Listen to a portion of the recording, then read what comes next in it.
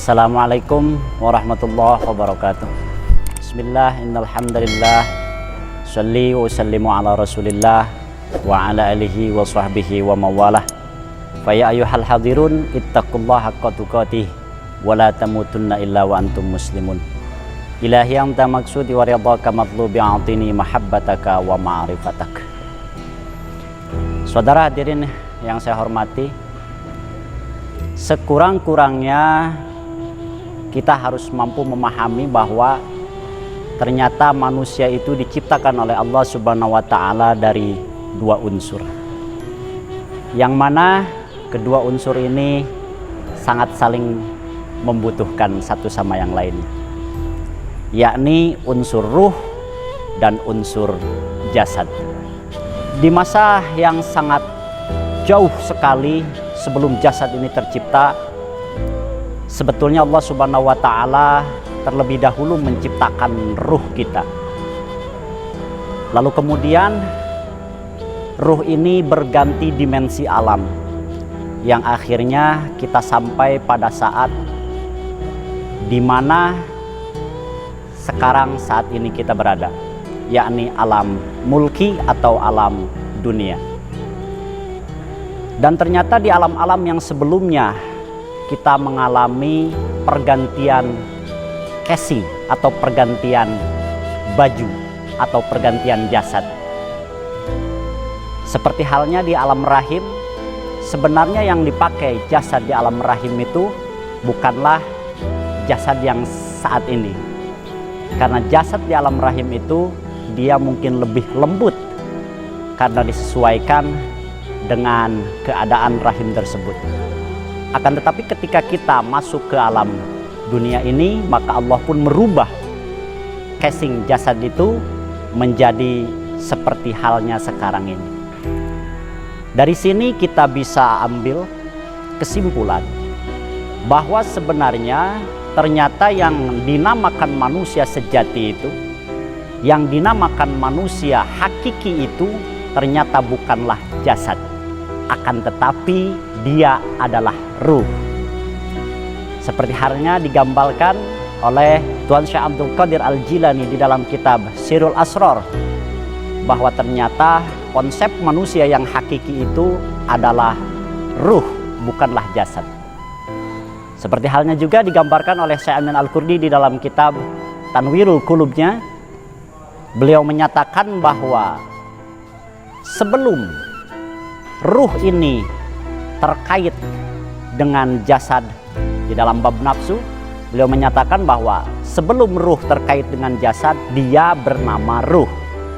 Akan tetapi ketika ruh ini sudah terkait, sudah terhubung dengan jasad, maka berubah nama menjadi nafsu.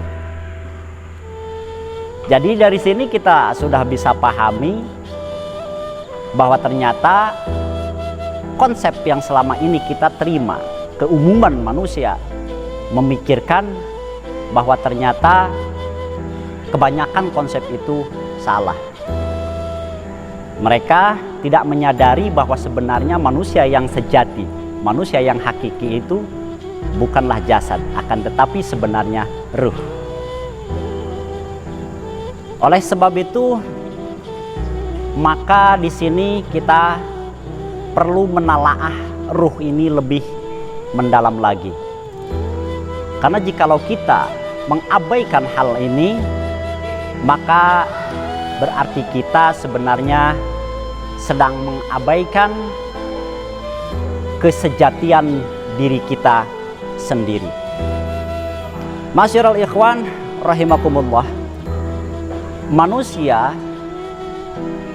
kebanyakannya lalai tentang hal ini. Mereka hanya sibuk saja memikirkan casing.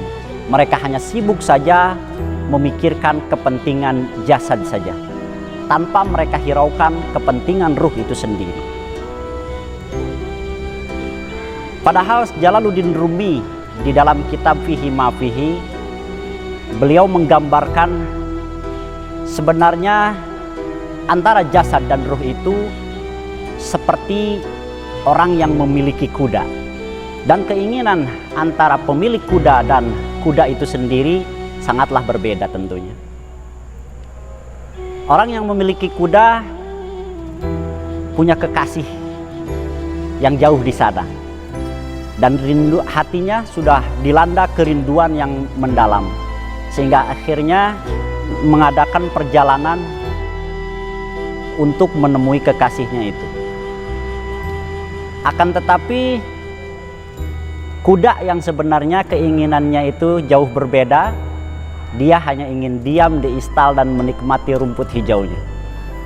Lalu kemudian pergilah mereka berkuda mengadakan perjalanan untuk menemui kekasihnya.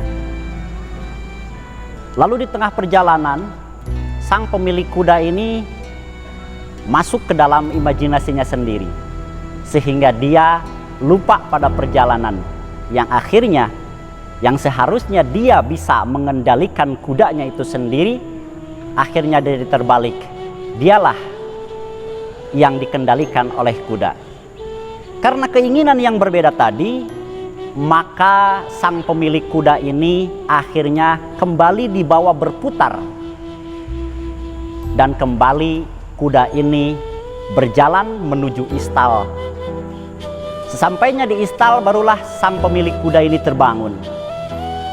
Setelah terbangun, betapa kagetnya dia, yang seharusnya pada saat itu sebenarnya perjalanannya sudah sampai kepada kekasihnya. Akan tetapi justru karena dia tidak mampu mengendalikan kudanya, perjalanan menjadi mundur dan akhirnya kembali lagi kepada di mana tempat mereka berasal. Itulah sedikit gambaran di mana diri kita dengan jasad ini, atau ruh kita dengan jasad ini. Bahwa ternyata jikalau kita tidak mampu mengendalikan jasad ini, maka keadaan akan menjadi terbalik. Ruhlah, diri kitalah, diri sejati kitalah yang akan dikendalikan oleh jasad ini, yang pada akhirnya, yang seharusnya kita yang sudah merindukan Allah begitu mendalam, melakukan perjalanan menuju Allah dengan ibadah atau segala macam, kita terlena, kita terjebak dalam imajinasi kita sendiri, maka pada akhirnya ruh akan dikendalikan oleh jasad karena dia sudah tidak mampu lagi berdaya. Yang pada akhirnya setiap keinginan apapun yang diinginkan oleh jasad, maka ruh akan terus mengikutinya. Yang pada akhirnya seharusnya perjalanan kita menuju Allah itu cepat sampai, kini kita dibawa lagi mundur karena kita terus mengikuti keinginan roh itu sendiri, keinginan jasad itu sendiri, maaf. Jadi oleh karena itu, maka kita harus lebih mendalam lagi memahami ruh atau keinginan ruh itu sendiri. Karena dulu sebelum ruh ini terkait dengan jasad, sebenarnya tidak ada yang dia kenali melainkan hanya Allah Subhanahu wa ta'ala. Lalu kemudian setelah ruh terkait dengan jasad, lalu barulah di situ dia mengenali hal-hal selain Allah, yang akhirnya karena keinginan jasad dan ruh ini berbeda dan kebutuhannya pun berbeda, maka karena ruh terus menerus mengikuti keinginan jasad, yang akhirnya ruh akan terkontaminasi dengan pengaruh-pengaruh jasad, yang akhirnya diri sejati manusia itu tidak tampak lagi pada seseorang karena sudah diselimuti dengan keinginan-keinginan lain. Oleh karena itu, maka kembalikanlah ingatan kita kepada hal yang sudah kita lampaui, bahwasanya pada saat kita sebelum terkait ruh ini dengan jasad, yang dikenal itu hanya Allah Subhanahu wa ta'ala. Maka hari ini kenapa Allah Subhanahu wa ta'ala menurunkan kitabus samawat, kitab-kitab langit, Al-Quran, Taurat, Jabur, Injil, yang pada akhirnya menurut Syekh Abdul Qadir Al-Jilani di dalam kitab Sirrul Asrar, bahwa ternyata tujuannya hanya untuk mengingatkan manusia pada hari-hari di mana, pada saat-saat di mana ruh itu dekat atau kurbah dengan Allah Subhanahu wa Ta'ala. Maka untuk saat ini tugas kita adalah kembali membawa ruh ini menghadap Allah Subhanahu wa Ta'ala, kembali membawa ruh ini ke masa-masa keemasannya, ke masa-masa keindahannya waktu kurbah dengan Allah Subhanahu wa Ta'ala. Mungkin di sore hari ini hanya itu yang bisa saya sampaikan. Mohon maaf atas segala kekurangannya. Usikum wa nafsi bitaqwallah. Wassalamualaikum warahmatullahi wabarakatuh.